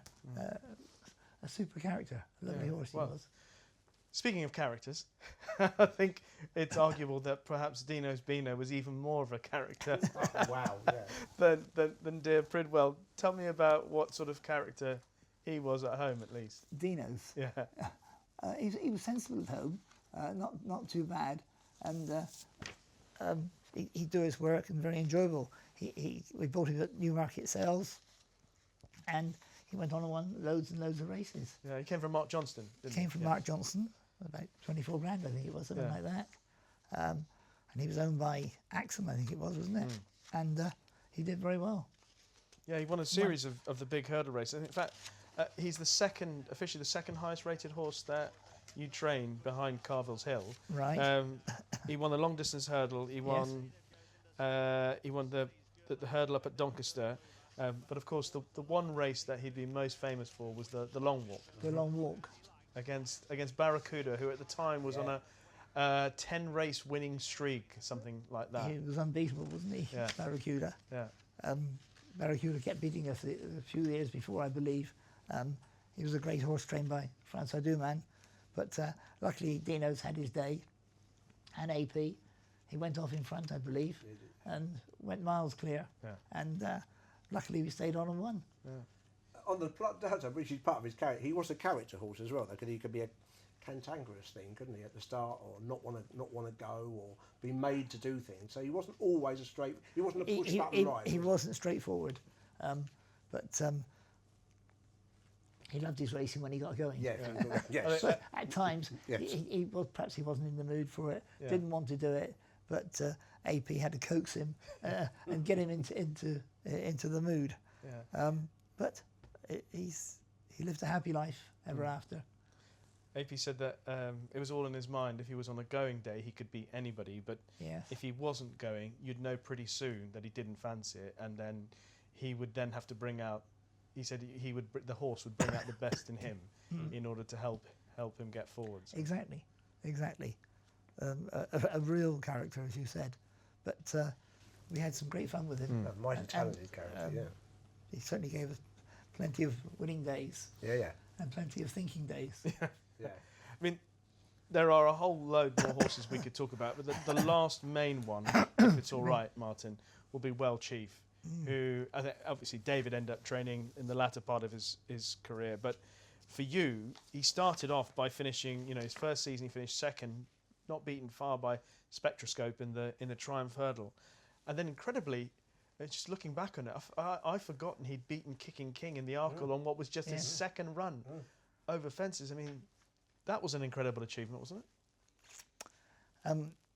Mr. Johnson bought 2 horses, and Well Chief was thrown in the parcel. Oh, right.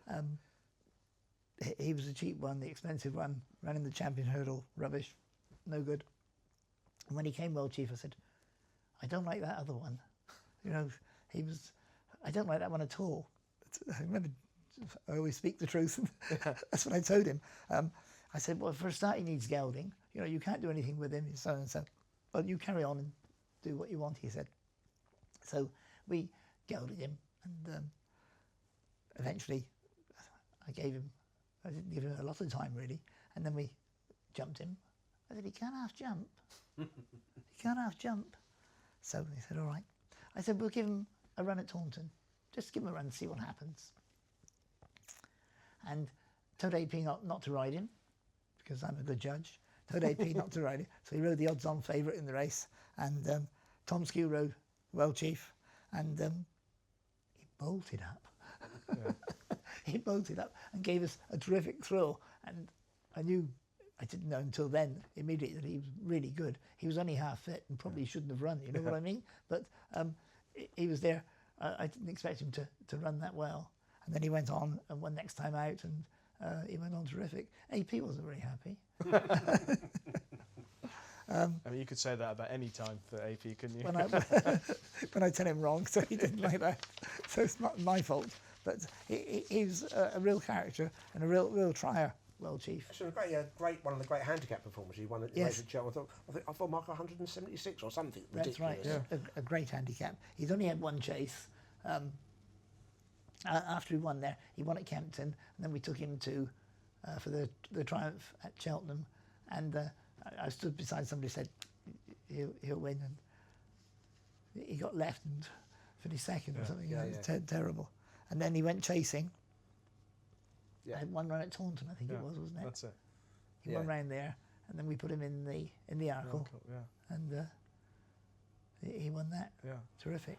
The race that Steve's talking about, the Victor Chandler. The Victor Chandler. Look at some of the horses in behind. Yes. I mean, he gave weight to this, that, 18 pounds or more, something like that. Yep. To this, that, and t'other.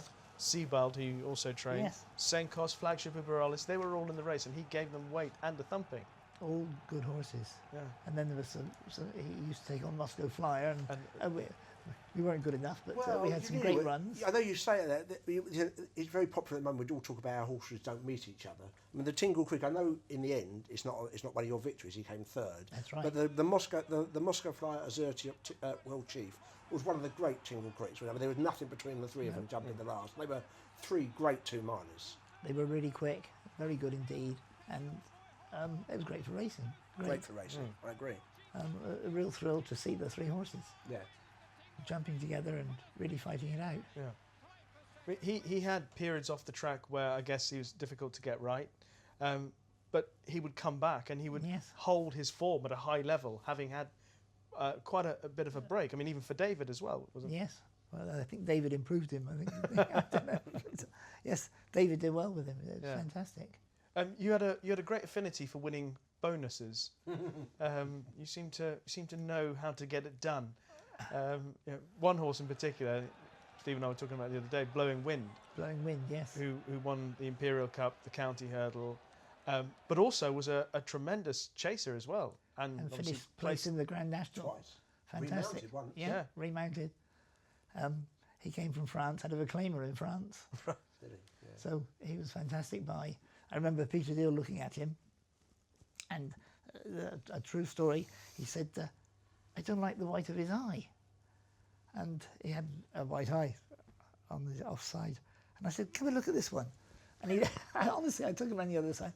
Okay, I'll have him. And the other, that was a true story. And so that's how he bought Blowing Wind. And it was a funny name, but he won second time out at Ascot, I think it was, or wherever it was. And he was good. And he won the Imperial Cup, and then he did the double. So it's fantastic. Yeah. And then David did the double later on with a horse called Gaspara. Who you owned. Yeah, I remember that. So that did the double, so it was good. Yeah, yeah. We liked winning there. I think I won it before with something else, did I? Yeah, something in orange and black. But yes, you did. Yeah. Olympian, did he? Olympian. Of course, Olympian. Olympian, that's the one. That was one of the first. I think it was the first, I think. Yes, that was the first one. Yeah. Olympian was a good horse. Yes. He came to me. Again, he was very well handicapped. So you planned it out, and I told Peter Scudamore we were going to win at Cheltenham. We were going to do the double. 6 months before. How did you know? How did you know you were going I to just do it? knew he was well handicapped, honestly. He's well handicapped, and I couldn't run him. Because if I ran him, that would be the end of him. Yeah. So, and the owner kept on, when are you going to run it? When are you going to run it? I said, don't worry, I'll run it, and it'll win. And I got him ready, it's all ready, spot on. And then I had cold feet. I thought, oh dear, have you got it right? Do you know what you're doing? Oh dear, I better give him a run. So I ran him round Stratford. Jonathan Lower rode him, and I ran him around Stratford. And after they'd gone like 3 hurdles, I'm crying. I thought, oh, that's Cheltenham gone. That's Cheltenham gone. He bolted up at Stratford. So he's going to get a penalty. I thought, we'll win the Imperial Cup, but we'll get another penalty, and that's Cheltenham gone. But I was really crying after he won it. He did it so easy. I thought, why did you have to run him, you idiot? But it turned out really well. Yeah. Good horse. Chatham and Peter Scudamore on the far side, going to land 2 lengths in front. Chatham jumps to the left but lands clear. Body Politics second and Docklands Express third. Racing into the closing stages, and Chatham is holding Body Politics with Docklands Express third. It's Chatham the leader from Body Politics and Docklands Express, and that's how they're going to finish in the 1991 Hennessy. At the line, Chatham is the winner, but Body Politics is second, and third is Docklands Express. At the last, Omerta, the white face, Carvill on the far side, and they're clear of Astral River as they race into the closing stages. It's Omerta from Carvill over on the far side, and they're clear of Astral River as they race up towards the line. Carvill on the far side, Omerta on the stand side, neck and neck. Omerta is holding him as they go to the line. Omerta and Carvill locked together in the National at the line. It's desperately close, but Omerta has just made it. Carvill Vic will jump the last with about 5 or 6 lengths in hand. Mossbank tried to close, then Night Legend, the Listener and Turco racing up the hill. Vic by 5 lengths to Mossbank. He's just got to keep going, Vic in front. He surely can't throw it away today. Vic has made all the running. The blinkers have worked its magic, and Vic wins the Ryanair chase. In second, Lady Cricket gets first run here under McCoy. She did this at the festival. She got caught by blowing wind. Can she hold on this time? Hermes and Chamoan are jumping at this leader at the last. Ballinclay King was fourth. It's Lady Cricket. Chamoan on the far side, getting plenty of weight from the leader. Then Hermes. Lady Cricket, she's nothing if not game. She leads a length, but she crosses Chamoan. Chamoan's rallying. It's Lady Cricket by a half length to Chamoan. Lady Cricket holds on from Chamoan. Challenger to Look and Strong Promise, a head-to-head down towards the final fence. Back in third is Automatic. They're at the last now. Challenger to Look and Strong Promise. 2 Addington boys staying on well. Then comes Automatic as they race up towards the line. It's Challenger to Look heading into a lead, but Strong Promise is fighting back, and Strong Promise has come to take Challenger to Look. But at the line it's going to be close. It's a photo. Challenger to Look, Strong Promise. 2 Addington. I've made an extraordinary list here of horses that we haven't even mentioned. I mean, Steve might add, but we haven't mentioned Chatham, who won a Hennessy, amongst other races for you. He was placed in the Triumph Hurdle Placed as a 4-year-old, absolutely. a big 4-year-old. He went to about 8 Cheltenham festivals, I think, in a row. And won the Hennessy, fantastic. Run for Free, who, I mean, you talk about, again, races that people remember, that the Scottish National as much as the Welsh National. You know, the Scottish National where he missed the start. You're telling us a great... Don't want to talk about that. I don't want to talk about it. I went to Ayr and I was in the tent. I didn't know where to go the first time I went to Ayr. And big race force, I was in the tent and he got left at the start, Run for Free. Oh my God, they all cheered. I'd sent Chester Barnes down and Alistair Liverdow down to the start because he was a little bit tricky. He went down there and he's left. And Alistair started running back. And Chester said, don't run back. The governor will go mad. We're in for a rollicking. We're in for a rollicking. Don't run back. So that's it. So the race went on, and Mark Perrott rode him, and he got back in the race, did terrific, and then close finish, got up on the line. And Chester then said to Alistair, come on, run like hell now. So they ran back. But he gave him a great ride after missing the start. And he was a real character. Run for Free. John Fowler from Ireland sent us a special bit.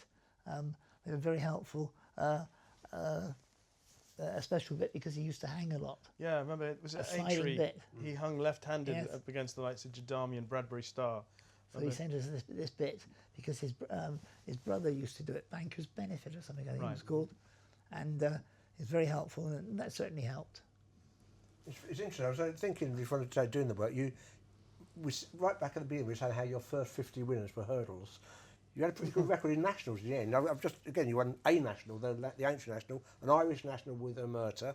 Omerta, that was great, wasn't it? Omerta, brilliant. written by Adrian Maguire. Brilliant.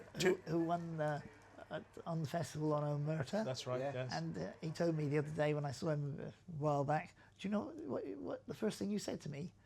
I said, no. He said, can you ride? As I was giving him the leg up, I said, can you ride? I didn't know who he was.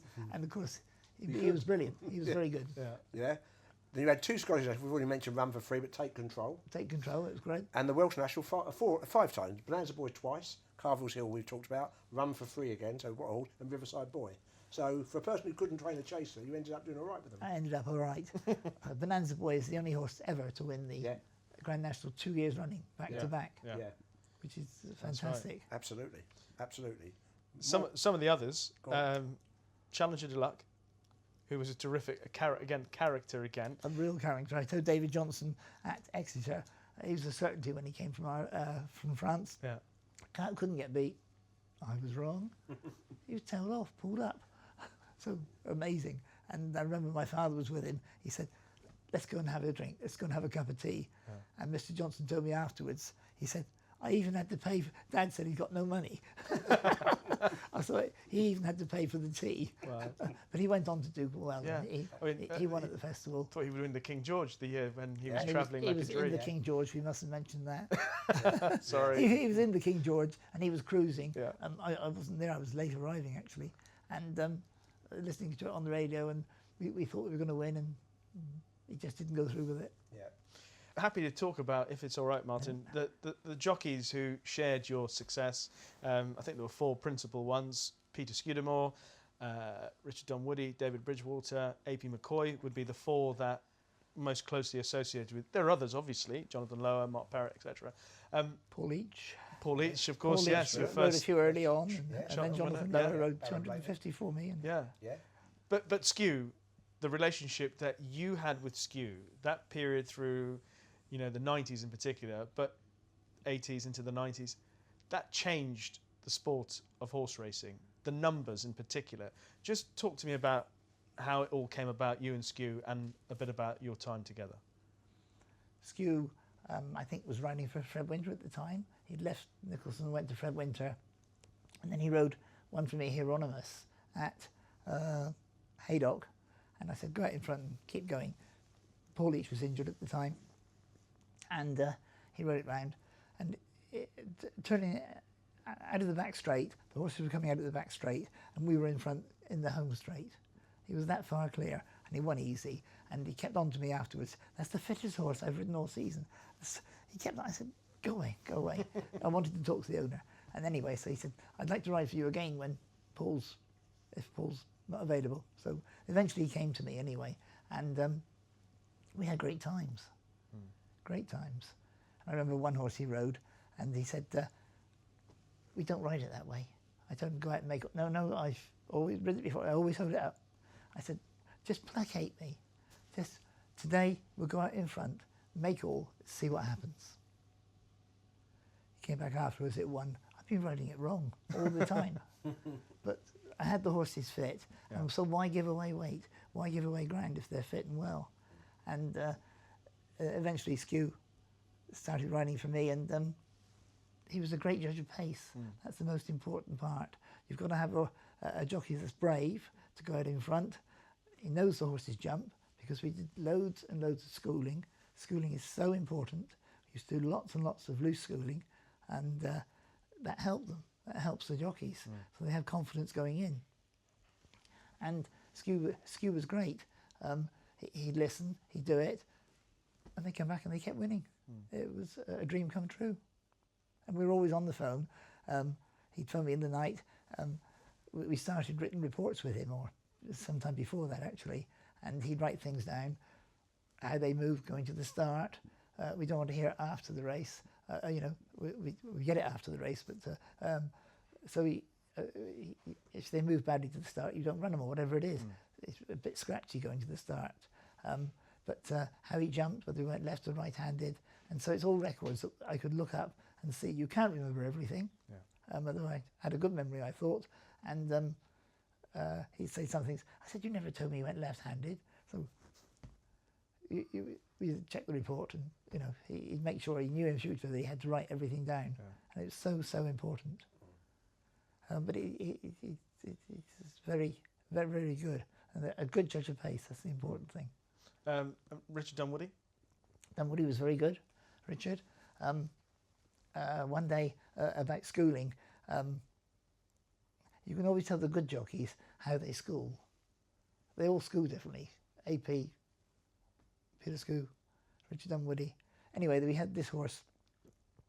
I should show you the form card. I think it was called Crossula. It was fell, pulled up, ran out. This is over hurdles. It was useless form, and we had it running at Newton Abbot over fences.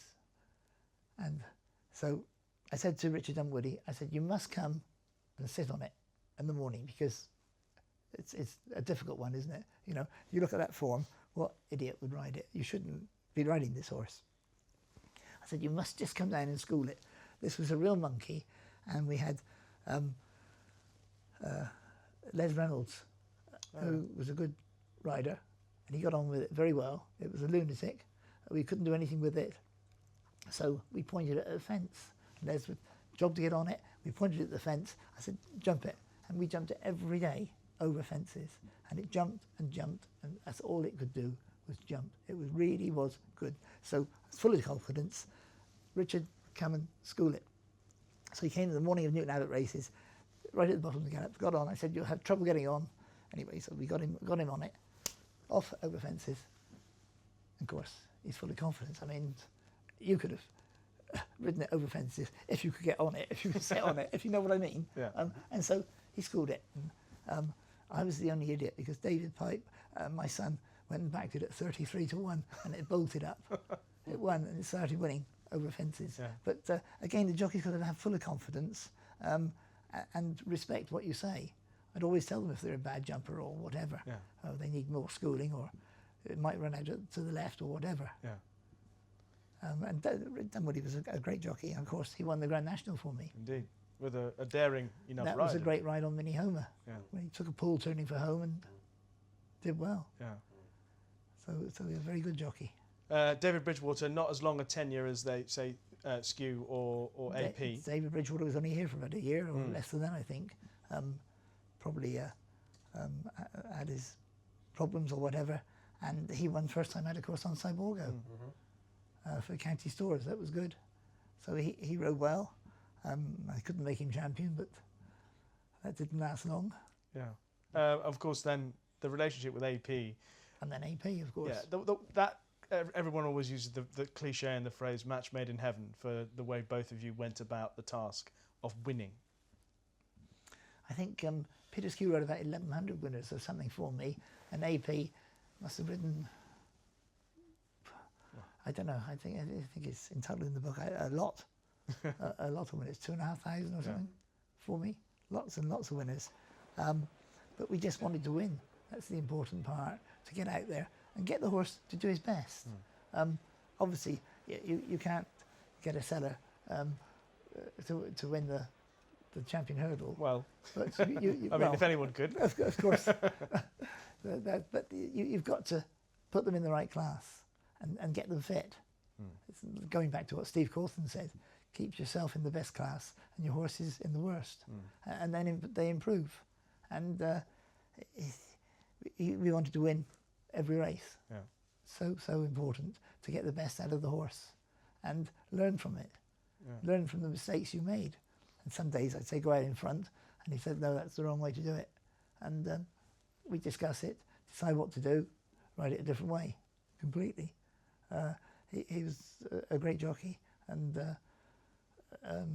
very, very, very good indeed. Did he come from Toby Balding? Was it? He said he was Toby with him Balding, earlier. yes. He was came from Ireland to go to Toby Balding, and eventually he came to me. Although I never paid any of the jockeys any retainers, they just came and rode for me, which was very lucky. You mentioned when we chatted earlier about Timmy Murphy and how beautifully he rode. Timmy was a good rider. He was as good as AP on his days, and rode some winners for us, so some good winners. He rode a lot of winners in the colours of David Johnson. That's the other thing I want to mention to you. I know you also want to mention a bit about the staff and the people who support you, but also the owners as well, I know. The owners are so important, and Timmy Murphy rode for David Johnson mainly, and David was fantastic. I wouldn't be where I was without David Johnson and all his horses. He sent me a horse, I think it was called Bebob originally. I don't know how he came to us. And Skew rode Bebob when he won, and he just got more and more interested in racing and used to take the family racing. And in the end, he had loads and loads of horses. And he loved to hear my opinion. And I'd say it would win, and he'd go and back it. And he had every confidence in me, in what I told him. One day I told him, Barry Allen, our blood man, used to do all the bloods, a great help through my training career. I used to go to a lecture. He did a lecture in Newmarket. And I think I was one of the only trainers that went up to him and said, yes, it was very interesting. I learnt loads. When I grow up, I want a lab. Will you set it up for me, Barry? And a few years later, anyway, I went up, rang him up. Barry, I want the lab. When do you want it? Tomorrow. And so he set up my laboratory for me. But I was going back to the story. Barry stopped me on the way out and said, look, I was just driving to Cheltenham, but this horse is not A1. His blood's not A1. And it was Darry-Dan, ridden by Richard Hughes, over hurdles at Cheltenham. Yeah. And David was going to have a big bet on it. And so I told him, I said, look, DJ, the blood's not quite right. It could be better. So that's the only time he told me off, I think, when I stopped him having a big bet on it. So he had a little bet on it, but he was very happy. Yeah. And you've got to tell the owners, I always tell the owners the truth as I see it. Yeah. I'm totally wrong. Well, one of the horses we had years ago from Brian Kilpatrick, a horse called Tyrrell. Oh, yeah. And I told him, he'd phone me up every Sunday, I'd tell him about the horse. And I'd say, it's very slow. And I'd just tell him, he said, you don't like my horse. Every Sunday I'd tell him it's slow. You don't like my horse. I said, I'm only telling you, Mr. Kilpatrick, that it's very, very slow. It can't run. Very slow. So, okay. So eventually I got it fit. It took a long time to get it fit because it wasn't doing anything. And eventually I got it and it won a bumper first time out. And to cut a long story short, it went on to win at Cheltenham for Timmy Murphy. Yeah. So you tell the owners what you think on the day. But DJ, we do miss him. He was fantastic and bought loads of horses. And we went to Ireland one day to see Tom Costello. Tom cost a lot. And to see the horses, that's when he's in my solarium over here. Yeah. And we saw about 20 horses over there. And DJ said, which ones do you want? I said, I'll leave it to you. I don't know. I don't know what it is. I said, you go and do the deal and sort it out. So I'm there. And I said, what do you buy? He said, I bought the lot. I thought, oh my God, what am I going to do with 20 horses? Where are they going to put them? I have to go in the bedroom. So anyway, he came back. And again, they weren't vetted, just word of mouth, everything like that. But they were nice horses, and Tom sold us these. And a few days later, I said, DJ, one makes a noise. Makes a noise. I said, you don't want it. All right. And he was embarrassed not to phone him up. And I kept on and on to him. I said, you must phone him and tell him you do not want it. And I must have got quite forceful at the time or something, I don't know why. And he said, all right, I'll tell him. Phone him. So he phoned Tom and said, Martin says, we don't want this horse. All right, don't worry. You keep it and I'll send you another one. So, all right, I thought, well, that's okay. Anyway, got rid of that horse more or less. I think we went on with it, and I don't think it won. And so then another horse, this freebie horse came, and it comes off the lorry. And I know it's useless, don't I? You get a free horse, what's it like? Yeah. It's no good, is it? So it comes off the lorry. Untried horse, never raced. So we carry on with it. And DJ names it. And what's it called? comply or die. My goodness. Wow. Wow, what a story. Wow. So if I'd never said send the horse back, we never would have had to comply or die. Wow. And David never won the national with it. Wow. Incredible. It's amazing. But the poor horse, he came off and he's a freebie. So I thought, you're no good. But he was. He turned out okay, obviously. You know what I mean? And when we got him fit and working, I think he was placed at Cheltenham, should have won it, the festival. Yeah. And then he went on to win the Grand National. So it was a great thrill. Wow. So that's down to good old Tom Costello. He was a lovely man, yes. And not very, very rarely, when you look through the annals of your racing history, and the name Martin Piper is mentioned, very rarely is the name Chester Barnes not there with you. Exactly. One of the we great do components. miss Chester. He was a great table tennis player. He came down to Brixham and lived down there, and he knew a friend of mine, Malcolm Siddell, and Matthew, his son, lives just close by.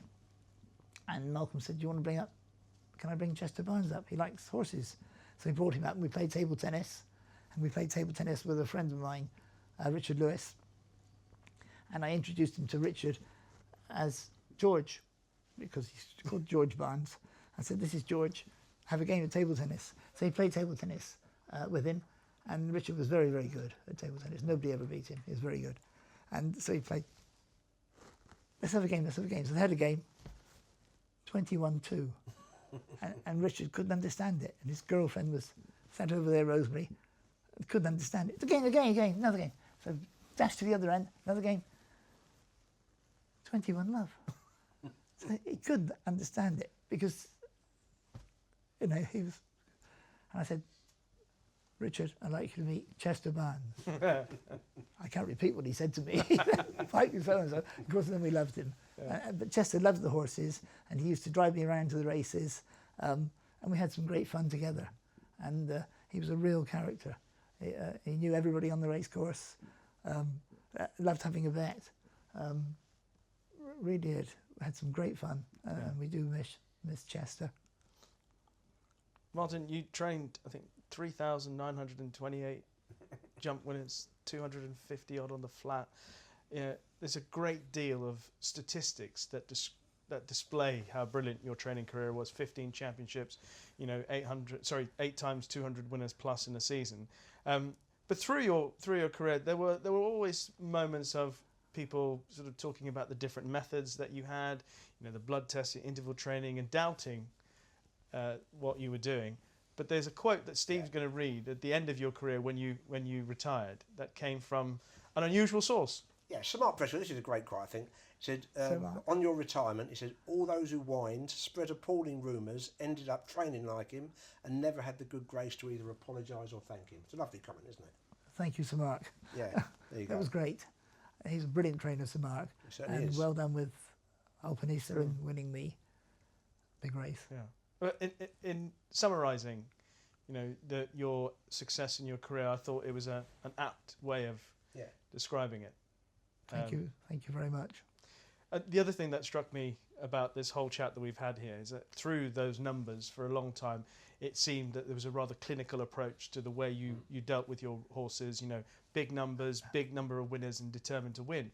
But noticeable today, talking to you after all these years, the affection for which you held for all these horses that came under your care. That was something that I must admit that I missed through your training career. I don't know if it's the same for you, Steve. Yeah, that completely. We always have much love and affection for the horses because they do anything for you.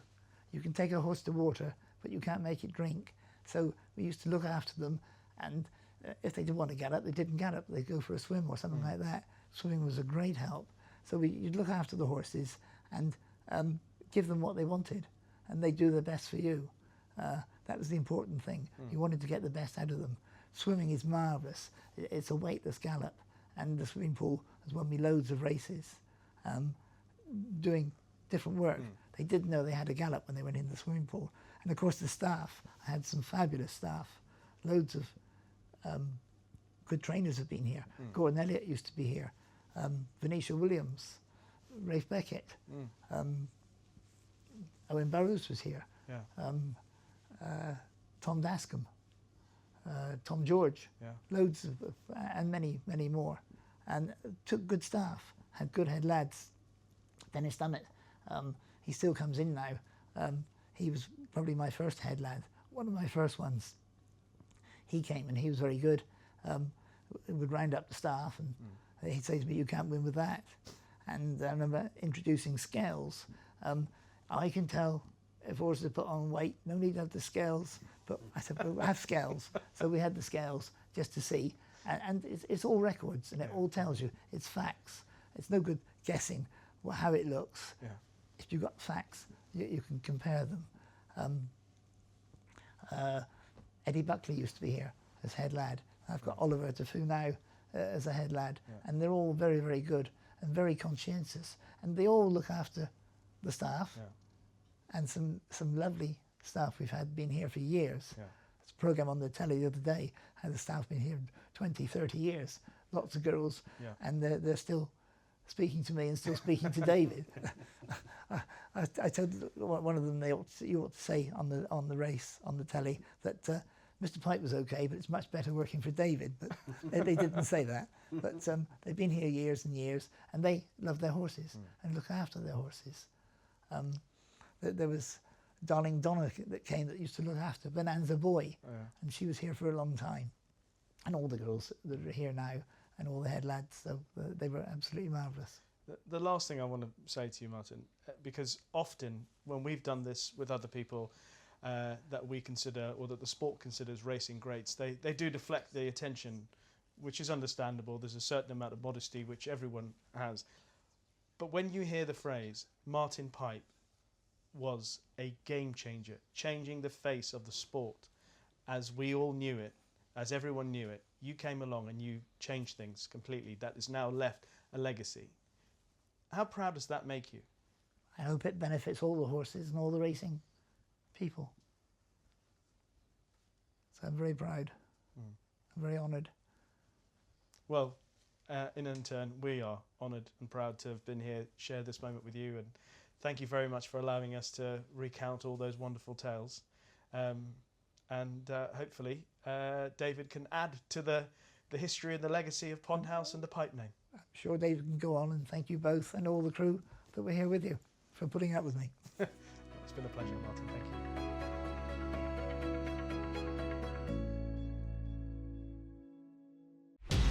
Watch live racing now on racingtv.com.